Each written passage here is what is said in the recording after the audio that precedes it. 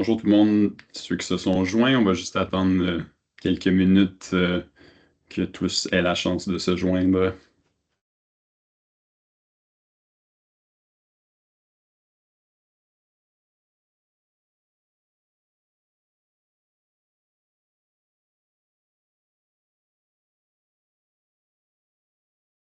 On va avoir de la petite musique, Arnaud, pendant ce moment d'attente. Musique de spa.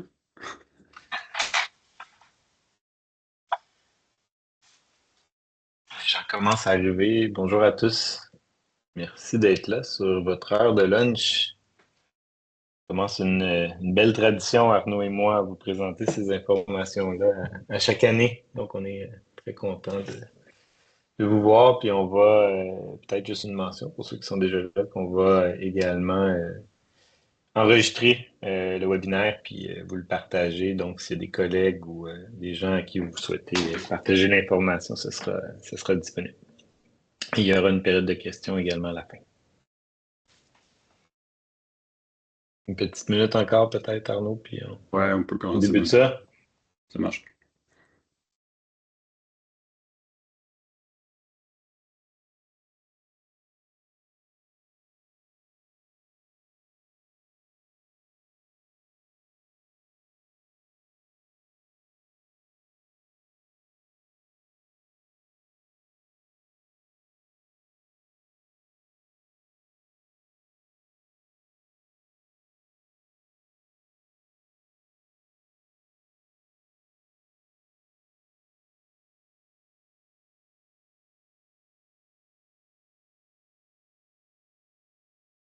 Vincent, je vois midi et On 3. débute.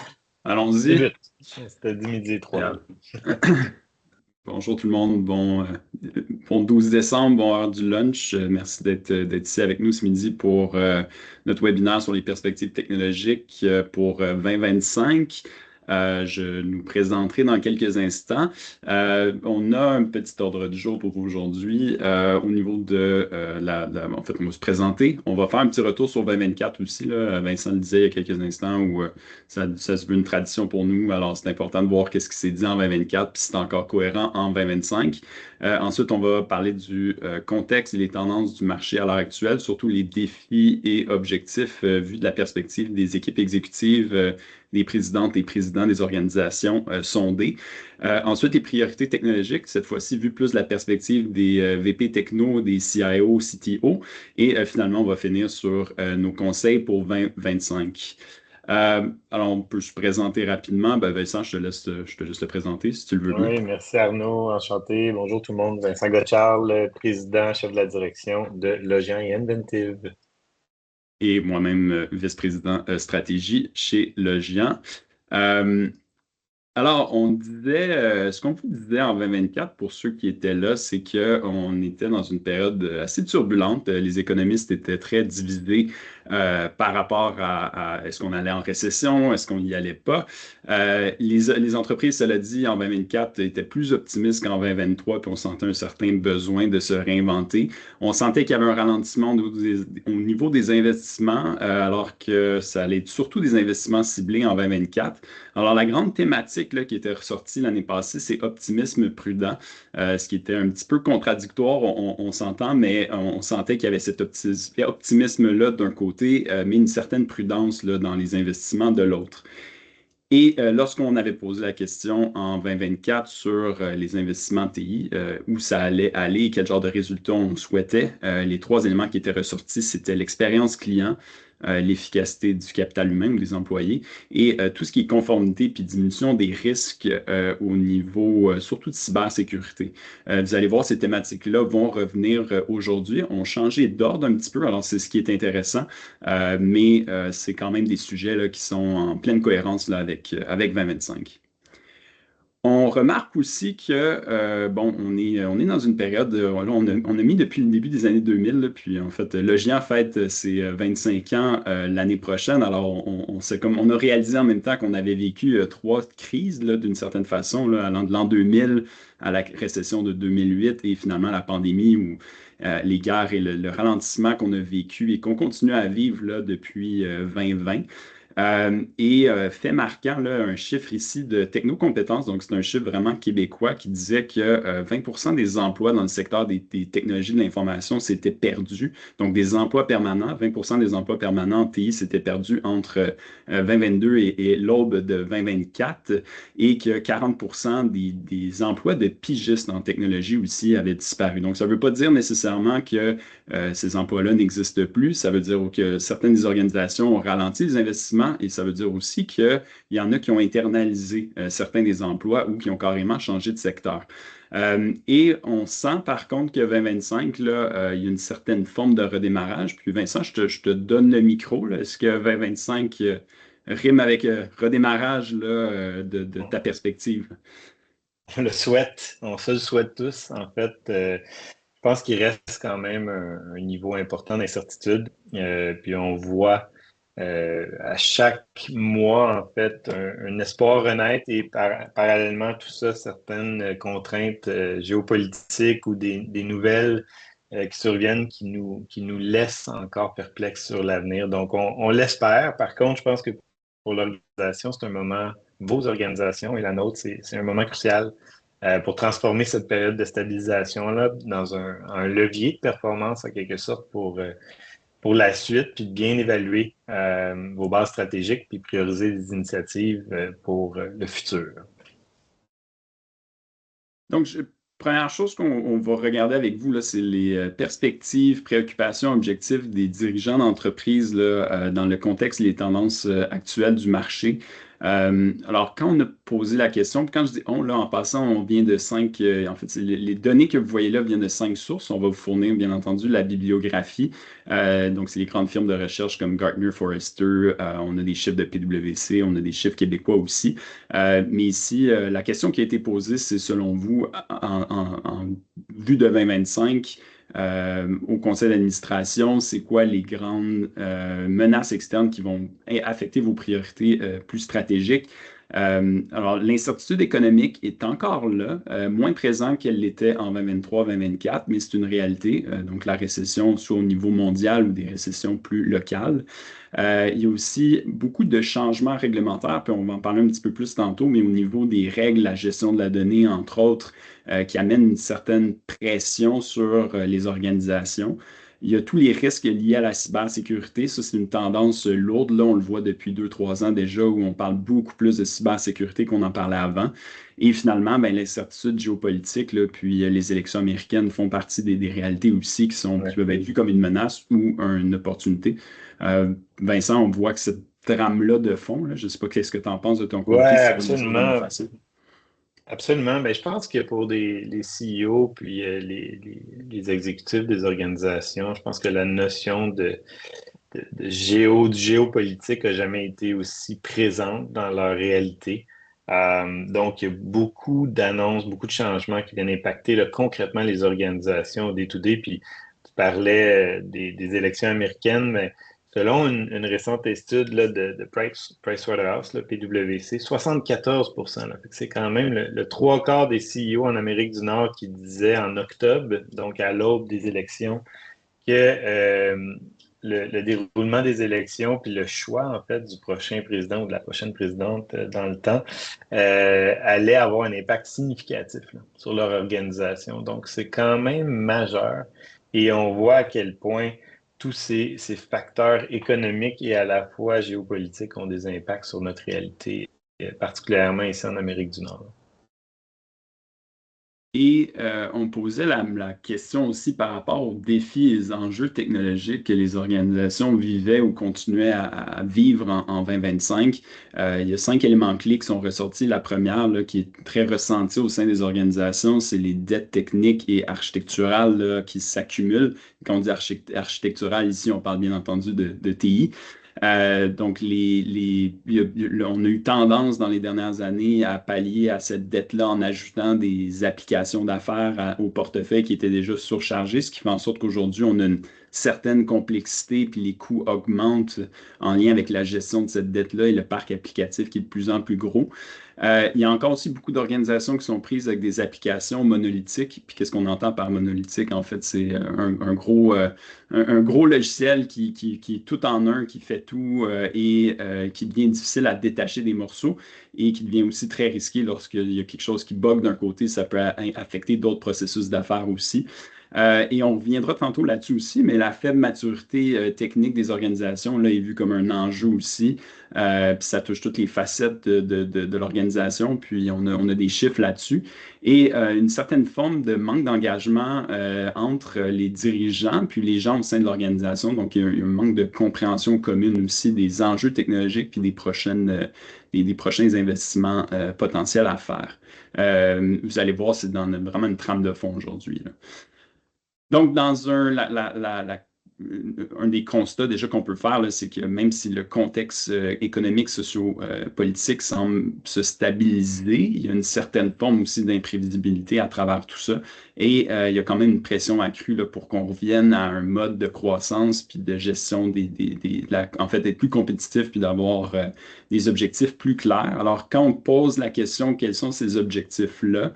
La première chose qui ressort, et on l'a mis en contraste avec les chiffres de 2023, là, juste pour vous montrer là, le changement assez drastique dans les priorités des dirigeants. La première chose qui est revenue au sommet du palmarès, c'est la croissance. La croissance, on n'en parlait pas vraiment en 2023 pas en 2024. En fait, c'était quatrième et cinquième dans la liste de priorités. Là, puis c'est ce qui laisse présager qu'il y a une certaine forme de relance qui est ressentie auprès des dirigeants. C'est que, bon, est-ce qu'on peut retomber dans un mode de croissance pour 2025 et les années suivantes? Alors, on voit que ça a changé beaucoup. Un autre grand changement depuis 2023 aussi, qui était au sommet du palmarès, là, c'était la main-d'œuvre. Donc, on a vu la main-d'œuvre ici glisser de 2 positions au niveau des priorités.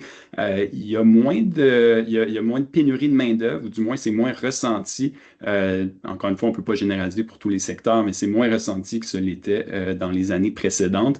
Et on doit dire aussi que malheureusement, un autre grand perdant, là, c'est l'aspect de développement durable et durabilité environnementale qui semble avoir glissé dans le palmarès aussi. Puis ça, je ne suis pas un expert dans le sujet, mais est-ce que c'est lié avec certains changements géopolitiques qu'on vit en ce moment, puis peut-être des priorités gouvernementales? C'est une possibilité.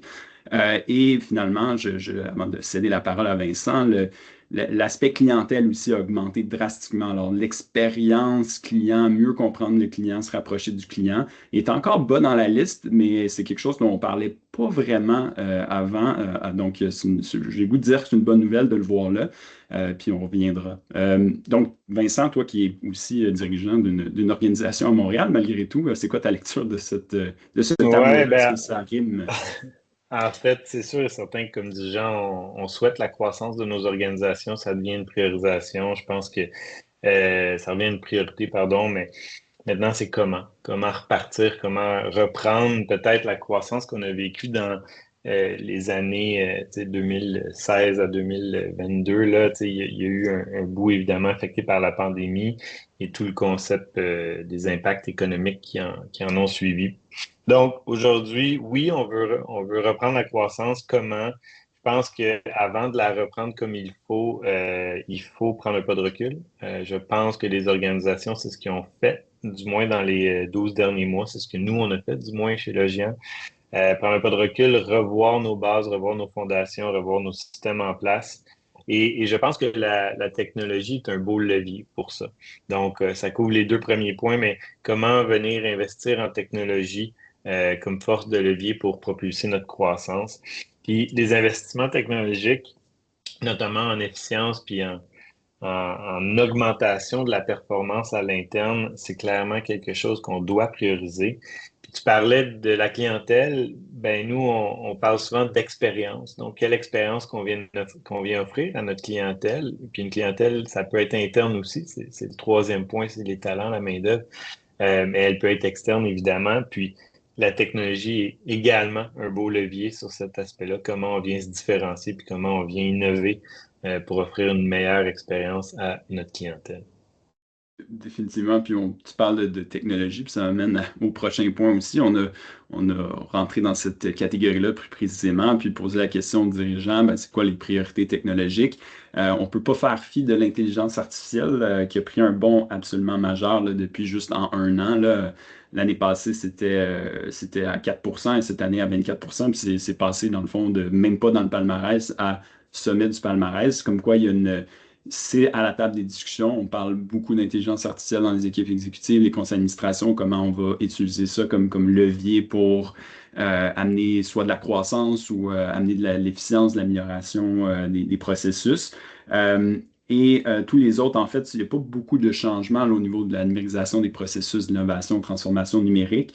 Peut-être un petit point sur le commerce électronique. Là, la firme McKinsey voyait le commerce électronique comme étant un des plus grands vecteurs de croissance pour les. En fait, ils visaient 2050, mais jusqu'à 2050, ils ont ciblé 10 secteurs en pleine croissance, puis le commerce électronique en faisait partie.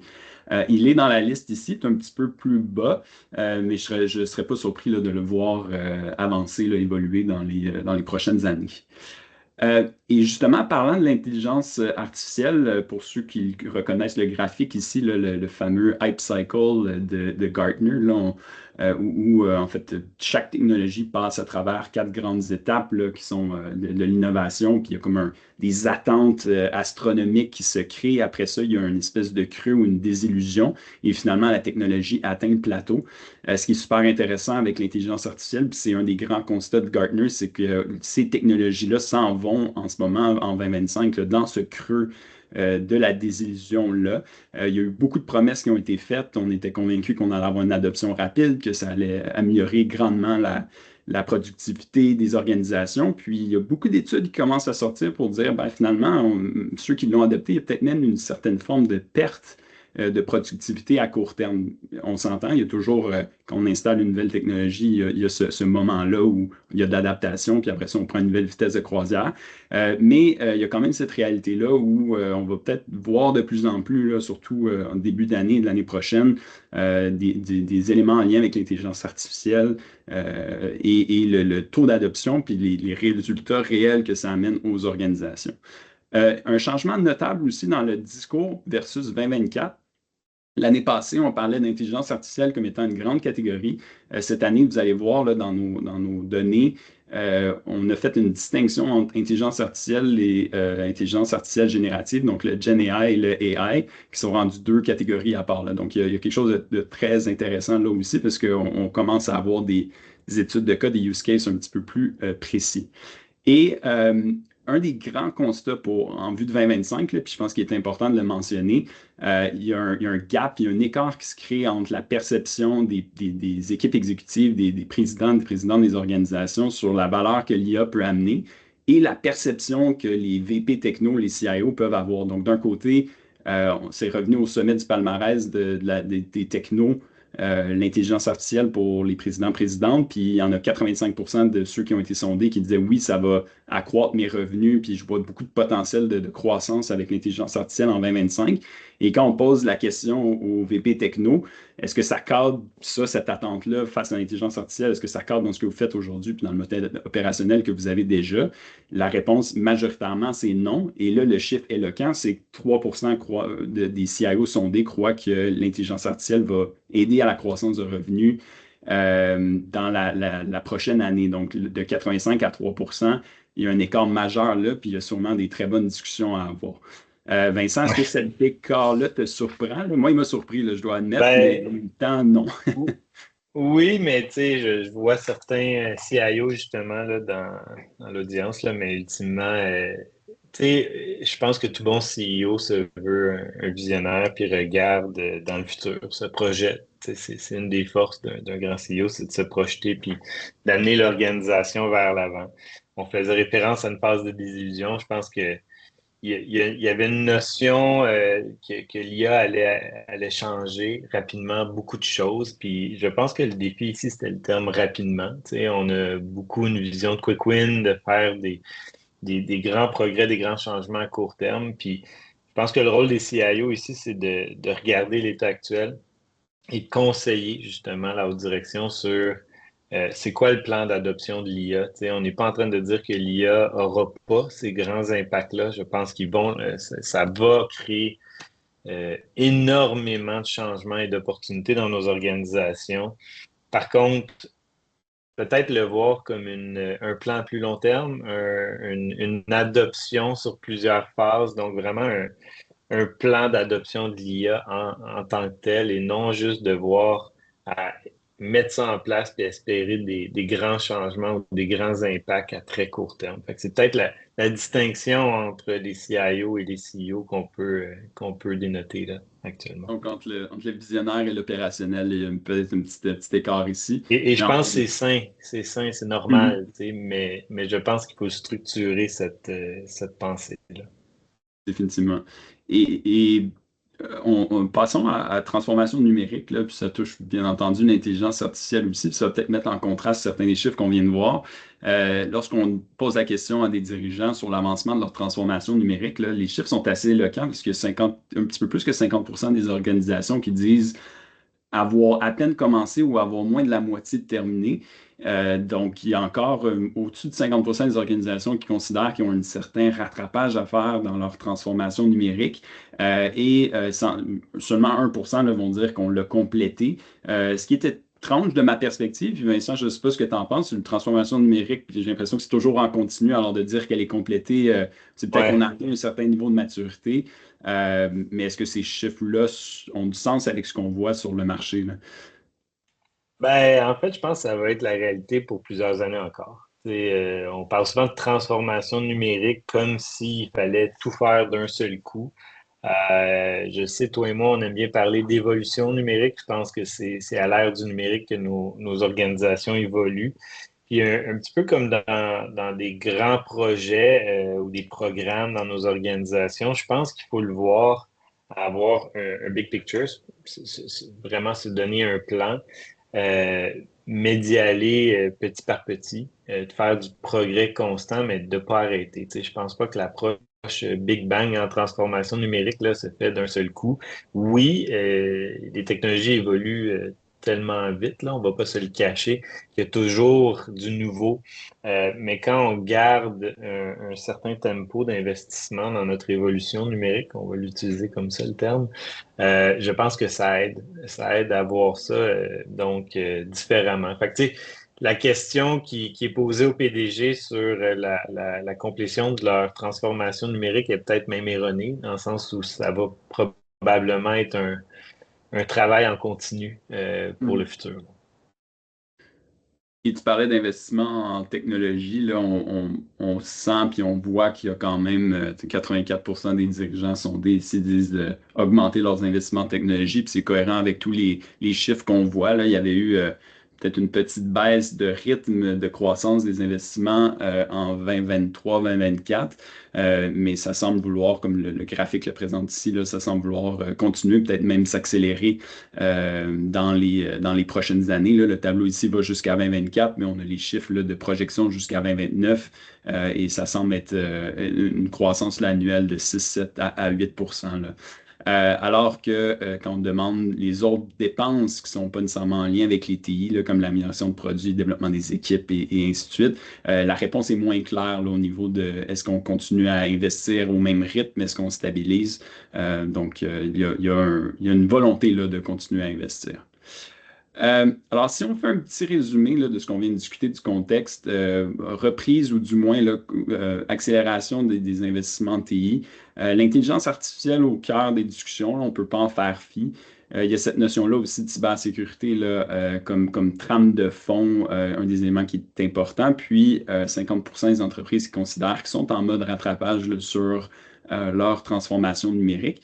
Et l'année passée, on vous parlait d'optimisme prudent. Cette année, on va vous parler de stabilisation stratégique. Donc, pour nous, là, les mots-clés ressemblent à ceci. C'est de préparer l'organisation, arrimer les technologies et les objectifs pour être sûr que lorsqu'il y a une certaine forme de redémarrage, là, qu'on soit prêt et qu'on soit à la bonne place comme organisation.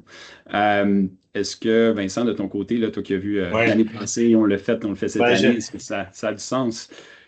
J'aime bien qu'on mette un thème sur l'année à venir. Là, on n'est pas personne n'a de boule de cristal, mais je pense quand même que la stabilisation ici marque encore un certain manque de visibilité, particulièrement sur toute le géopolitique qu'on parlait précédemment. Mais dans le volet stratégique, qui est le deuxième terme, je pense que ce que ça veut dire ici, c'est de traduire cette situation actuelle-là en opportunité d'analyser l'actuel, d'avoir des réflexions sur le futur, de bien comprendre notre modèle d'affaires, puis où on s'en va avec notre organisation. Puis de saisir donc ces besoins d'affaires-là pour bâtir notre roadmap, puis de continuer notre transformation numérique, mais faut pas manquer cette opportunité-là. On dit souvent en anglais Never let a good crisis go to waste, mais je pense qu'on est là-dedans et il faut transformer ça en quelque chose de stratégique pour le moment où nous serons prêts à mettre les moteurs à plein régime. C'est ce qui nous amène aux priorités technologiques. Alors, dans le premier volet qu'on vient de discuter ensemble, on parlait c'est davantage des dirigeants et les conseils d'administration qui ont été sondés. Maintenant, on pose la question aux dirigeants des TI, donc les VP TI, les CIO, les CTO.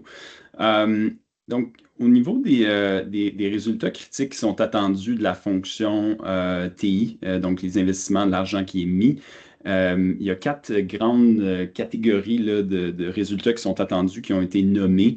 La première, c'est la conformité, donc réduire les risques tout en lien avec la cybersécurité, améliorer les marges opérationnelles, améliorer l'efficacité du capital humain, puis exceller dans l'expérience client.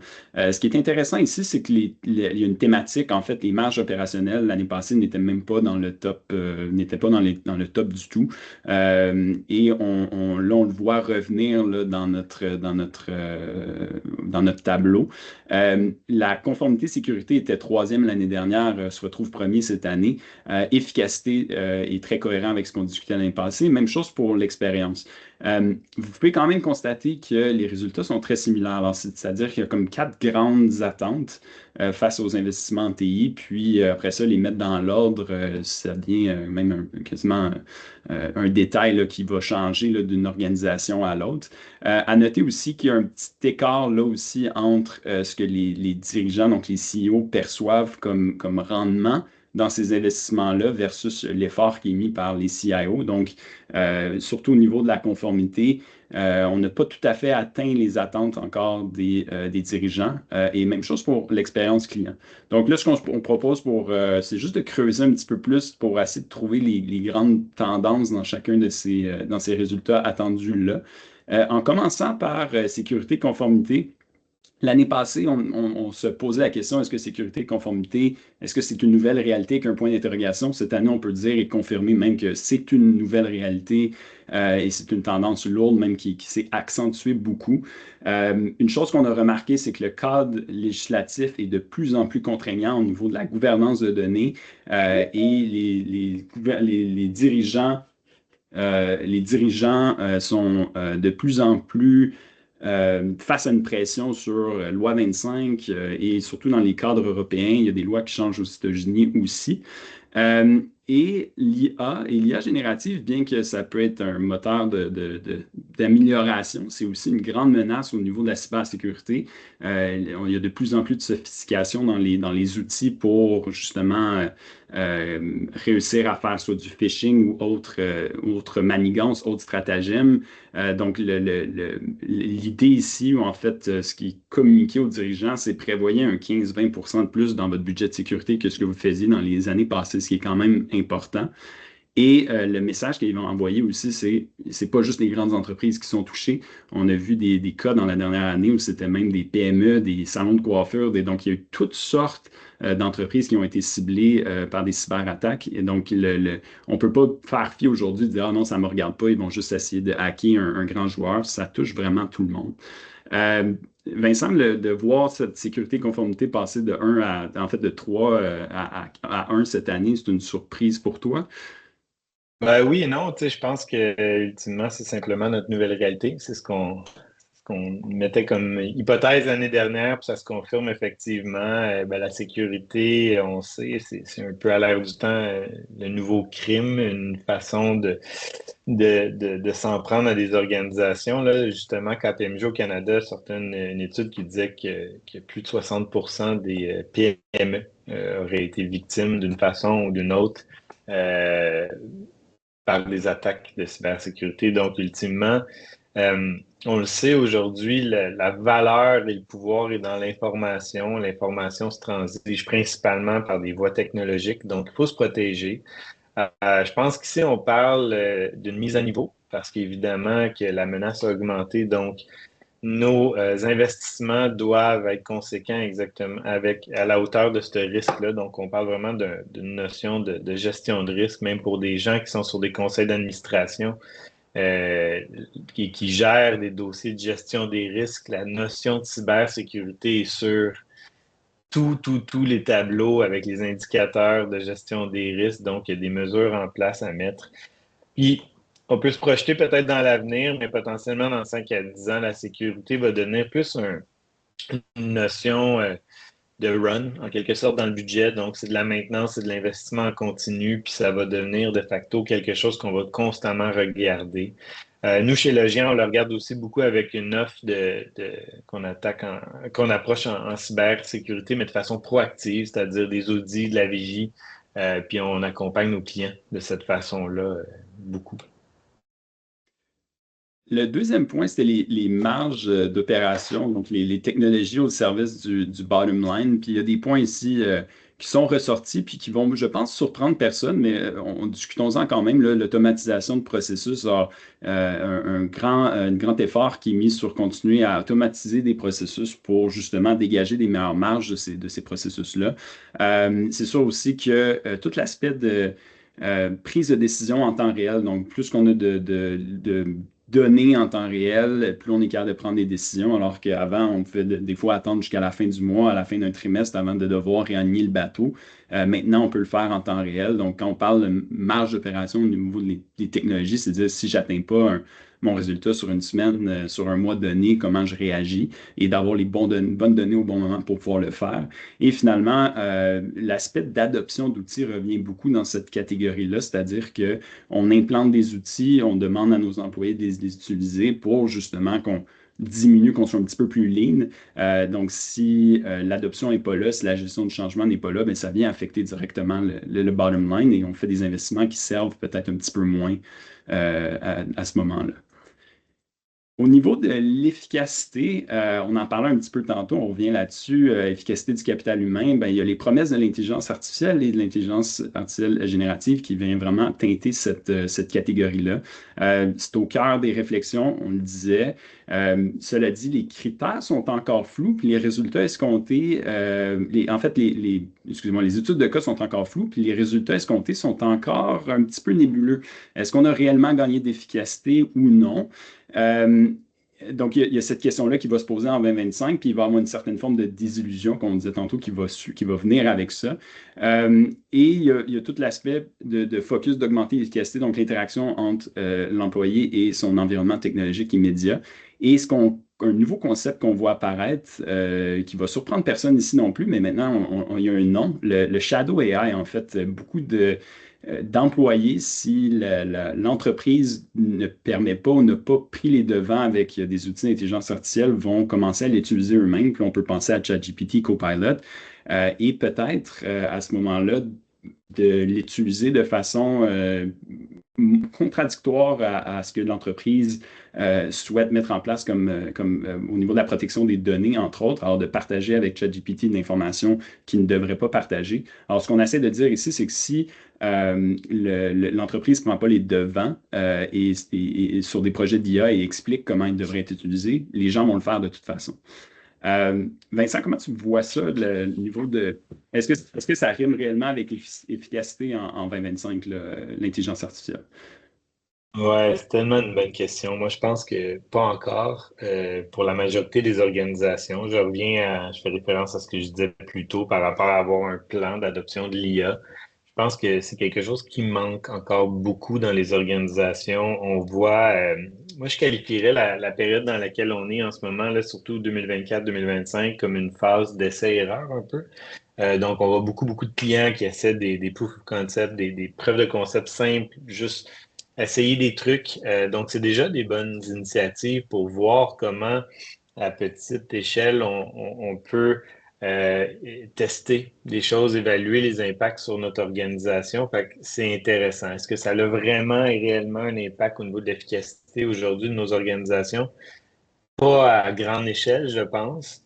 Euh, Par contre, les organisations où on a vu, nous, parce qu'il y en a, des entreprises qui ont pu déployer des initiatives en IA puis en GenAI qui ont créé de l'efficience sur sur leur organisation. Je pense que c'était principalement des organisations qui étaient prêtes. Donc, par prête, je veux dire qui ont une architecture de données claire, la donnée qui était nettoyée, qui était propre, qu'on pouvait venir valoriser rapidement. Donc, ces organisations-là qui étaient prêtes à cette adoption de l'IA, je pense que c'est celle qui se démarque aujourd'hui. Mais pour revenir à la question, est-ce que c'est signe d'efficacité? Pas encore, mais je pense qu'on va y arriver. Ça va créer des changements importants dans nos organisations.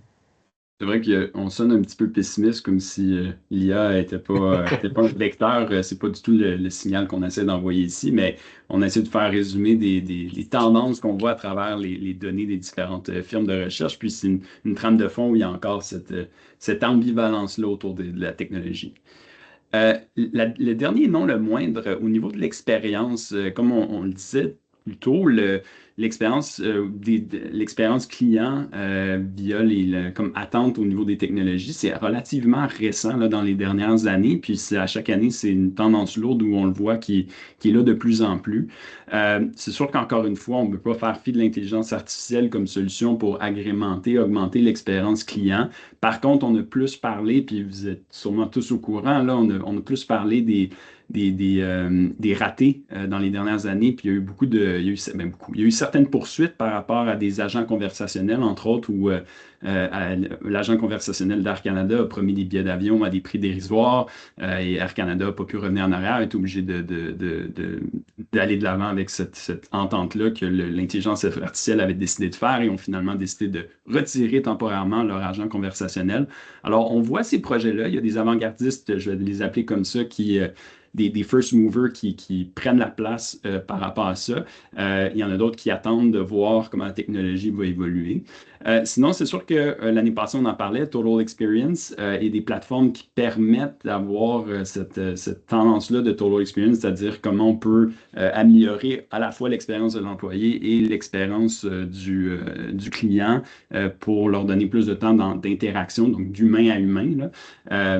Et dans cette optique-là, il y a de plus en plus de plateformes low-code, no-code qui s'implantent et qui remplacent des systèmes qui sont déjà en place. On pense notamment au CRM pour avoir des meilleures données sur nos clients, pour être capable de réagir plus rapidement, pour être capable d'automatiser certains des processus marketing. Alors Vincent, j'ai le goût de te poser la question, là, on a toujours vu technologie, là, je pense, depuis une vingtaine d'années, rimer avec efficacité. Efficacité a toujours été là. Là, les CIO sont de plus Oui. en plus portés vers l'expérience. Est-ce qu'on a, est-ce que c'est une question d'interface, une question d'outils, là? Comment tu vois ces données-là? En fait, c'est un aspect tellement important parce qu'ultimement, l'expérience qu'on offre à nos clients, à nos employés, est probablement, notamment dans la notion de client, ce qui fait en sorte qu'une compagnie se démarque, puis se différencie de sa compétition. Euh, Avec la compagnie sœur de Logient Inventive, on travaille beaucoup sur le volet expérience, justement. Puis, tu sais, on regarde, on travaille avec des clients dans le domaine du luxe, par exemple. Tu sais. Puis, c'est intéressant de voir cette industrie-là parce qu'ultimement, ben, on le sait, là, des grandes marques de luxe, les produits évoluent, mais pas tant que ça. Tu sais. Puis pourtant, les prix, eux, augmentent. Puis c'est pas juste une question de coût de production, c'est une question de justifier qu'est-ce qu'on offre de plus? Puis c'est souvent, ça se situe dans l'expérience. Tu sais. Comment on est capable d'offrir une expérience qui est innovante, qui se démarque, qui est incroyable, puis qui fait en sorte que les clients ont le goût de revenir. Mais je pense que même pour les CIO, On associe beaucoup le rôle de CIO. Tu sais, avant, on parlait beaucoup de CTO, aujourd'hui plus de CIO. Fait que déjà, on voit une progression, mais ultimement, il y a une importance à accorder à l'expérience. Et c'est ce qui fait en sorte que nos organisations vont être plus performantes dans leur front office, en quelque sorte.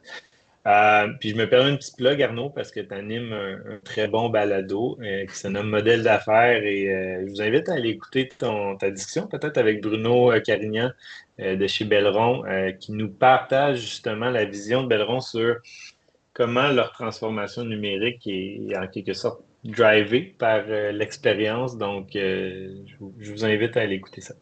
Et d'ailleurs, en fait, Bruno, ce qu'il expliquait, c'est qu'ils l'ont fait un peu dans le sens inverse, où eux ont commencé leur transformation numérique avec expérience, puis sont allés vers efficacité ensuite. Actuellement, c'est l'inverse. Là, on s'attaque au back-office, marge d'opération, efficacité du capital humain. Et après ça, on va aller plus vers le front office, l'expérience client. Alors oui, c'est intéressant, effectivement. Vincent, merci. Merci pour la plug aussi. Euh, alors là, la question préalable là, qu'on avait posée pour arriver à cybersécurité, conformité, marge d'opération, efficacité, expérience, c'était qu'est-ce qui est attendu de vos investissements en TI. La question qui suit, bien entendu, c'est parfait. Vous allez investir votre argent où? Sans grande surprise, c'est assez cohérent là, dans les outils de cybersécurité, sécurité de l'information, là, des augmentations prévues là. Dans l'intelligence d'affaires et l'analyse de données, donc ce qui pourrait venir BI, ce qu'on on appelle le BI, mais qui aide à mettre en place des outils d'IA. L'IA générative arrive en troisième aussi. Alors, comme je vous disais, on a fait une distinction cette année là, pour la première fois, pas qu'il y en a qui ne l'avaient pas déjà fait, mais dans les sondages entre IA générative et IA de façon générale. Et là, il semble avoir un engouement là, pour la portion générative et voir comment ça peut aider les employés, notamment avec des agents conversationnels. Les changements d'investissement en technologies de déploiement prévus là, jusqu'en 2027-2028, sans grande surprise, intelligence artificielle, AI générative et plateforme de développement low-code, no-code. On a quand même, c'est intéressant parce que la question a été posée de dire, OK, vous voyez ça comme un des grands vecteurs d'ici à 2027-2028, vous en êtes où avec ça? Les organisations qui étaient sondées, est-ce que vous avez, donc la question c'est est-ce que vous avez déployé ces technologies-là? Au niveau de l'intelligence artificielle, vous pouvez constater, en fait, même pour toutes les catégories, mais il n'y a pas une masse critique encore d'entreprises qui l'ont déployé. Et il n'y a pas une masse critique non plus qui disent qu'ils vont le déployer dans les 12 prochains mois. Donc, c'est quand même intéressant de voir ces chiffres-là. Il y en a même qui on parle d'un déploiement sur 2, 3 ans.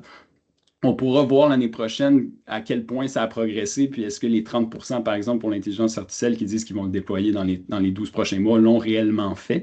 Mais il y a encore, ce que ça vient démontrer, c'est qu'il y a encore un bout de chemin à faire là-dessus. Donc, l'horizon 2027-2028 est particulièrement plausible. Vincent, on côtoie beaucoup d'organisations différentes là, dans une année donnée chez Logis Inventive. Est-ce que c'est cohérent, ces chiffres-là, avec les entreprises avec lesquelles on travaille? Ben, en toute honnêteté, moi, je suis surpris de voir ça. Cette statistique-là, quand même, étonne. Je pense que 43% des organisations, en fait, qui disent qu'ils ont déjà déployé, tu sais, des programmes en intelligence artificielle ou des technologies en quelque sorte. C'est beaucoup. Je serais curieux de voir l'ampleur des projets, par contre. Tu sais, C'est ça, peut-être ça c'est la aussi, hein? donnée qu'on voit pas ici. Mais ce qui est intéressant, c'est vraiment, tu en as parlé plus tôt, mais je trouve ça vraiment intéressant de voir la distinction entre intelligence artificielle puis IA générative.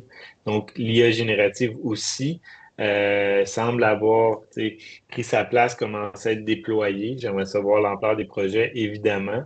Mhm. Puis peut-être une mention par rapport au développement des plateformes low-code, no-code, tu sais. Il y a de quoi d'hyper intéressant de ce côté-ci parce qu'on sait que les grands éditeurs de logiciels, là, à la SAP, la Microsoft, Salesforce offrent ces approches-là. Et nous, c'est quelque chose qu'on prône beaucoup, qu'on voit. Donc, quand il y a un système cœur sur lequel on peut venir bâtir du développement qui se greffe et qui s'intègre facilement. Donc, c'est quelque chose qu'on voit beaucoup. Fait que ça, celle-là me surprend moins, disons, Arnaud. Alors, c'est sûr qu'ici, ce qui est moins connu, c'est de dire qu'on l'a déployé. Par exemple, pour de l'IA générative, c'est ce qu'on a acheté Hmm. 3 licences Copilot, puis on rentre dans le jeu avec Exact. déployé. Il va peut-être avoir un petit peu de raffinement à faire là-dessus dans les prochaines années, effectivement. C'est ce qui nous amène à nos conseils pour 2025. D'emblée, là, les points à retenir, puis nos conseils en lien avec ça, alors, on le disait, stabilisation stratégique. Qu'est-ce que ça veut dire d'un point de vue techno, là? C'est de s'assurer d'aligner nos objectifs d'affaires, de comprendre les objectifs d'affaires de l'équipe exécutive, puis d'arrimer les investissements en techno par rapport à ça. Je pense que ce point-là était là l'année passée, puis je suis pas mal sûr qu'il va revenir d'une certaine façon l'année prochaine aussi, avec peut-être une formulation différente, mais ça reste une réalité où il y a des attentes qui ne sont pas comblées ou qui semblent être mal comblées que les équipes exécutives ont versus ce que les technologies amènent réellement. Alors, Vincent l'a dit un petit peu tantôt dans cet écart-là entre le CIO puis l'aspect visionnaire et l'aspect plus opérationnel des technologies qu'on doit les implanter puis de considérer le point de départ, mais de s'asseoir avec l'équipe exécutive puis d'avoir cette discussion-là de est-ce qu'on investit au bon endroit puis c'est quoi vos attentes, juste de s'assurer qu'on est bien aligné là-dessus est un bon point de départ. Continuez à parler de cybersécurité et de gouvernance de données avec vos dirigeants. Là, ça, c'est un must. Et si c'est pas assez important pour eux, mais de le ramener à la table à dessin. Vincent le disait tantôt, ça va devenir dans les prochaines années, la tendance lourde, elle est là, on ne peut plus en faire fi. Et ça risque de devenir même un pôle de dépenses qui va être en continu, qui va peut-être même sortir des technologies puis devenir, je veux dire, en soi son propre pôle de dépenses. Progresser dans la transformation numérique, ne pas le voir comme un gros projet, essayer de découper ça en plusieurs morceaux. C'est sûr qu'en ce moment, on est beaucoup dans ce mouvement-là de modernisation des applications où on passe d'un vieux système qui a été codé à la main vers un système plus low-code, no-code qui vient déjà avec des paramètres de cybersécurité et de gouvernance de données qui sont déjà en place. Donc, il y a comme un double gain à aller chercher là.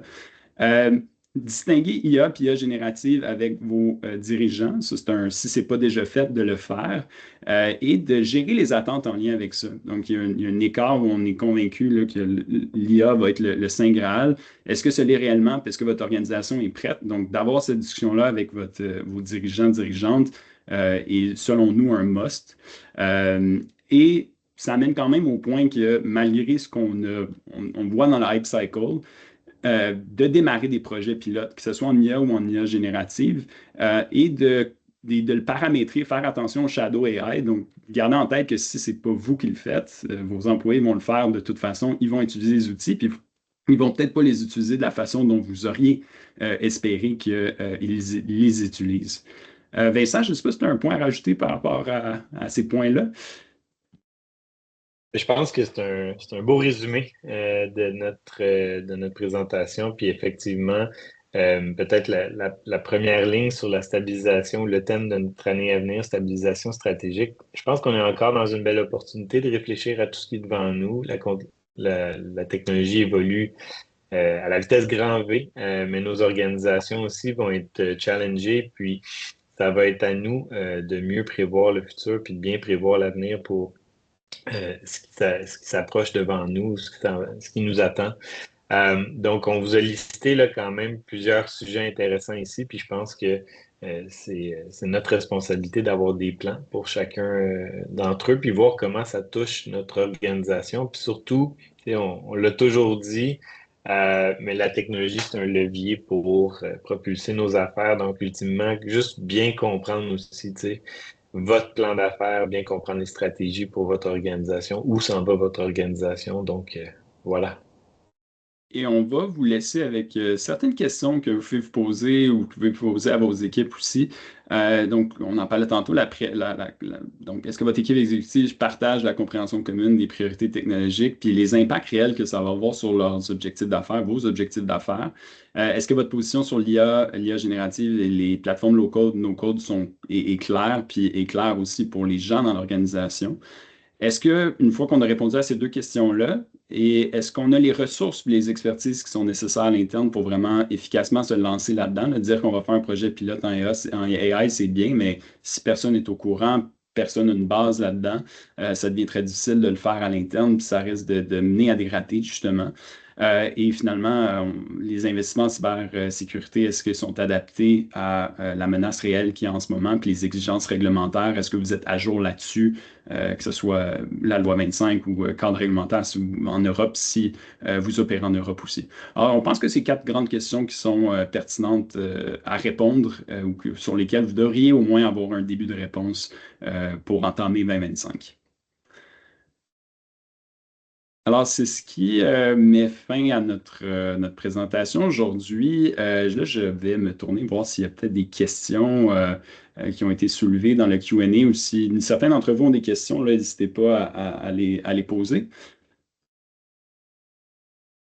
J'en profite peut-être pour te remercier, Arnaud, pour Merci à toi. la recherche, ton équipe et toi, la recherche qui a été faite derrière ces statistiques-là, ces informations-là qui sont présentées. Là, il y a beaucoup de. On aime bien s'inspirer des grandes maisons de recherche puis voir les statistiques. Ça nous guide, puis nous, ça nous permet de conseiller nos clients aussi en fonction de ce qu'on en retire. Donc, voilà. Je sais pas s'il y a des questions.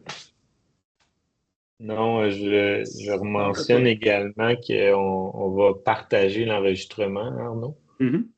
Partagez l'enregistrement, puis la présentation aussi en PDF. Là, vous recevrez ça dans vos courriels. Alors, merci tout le monde d'avoir été là ce midi. On vous souhaite en fait, un bon petit stretch avant les fêtes, puis un bon temps des fêtes, puis au plaisir de vous parler au retour en janvier. Merci tout le monde. Merci tout le monde. Au revoir.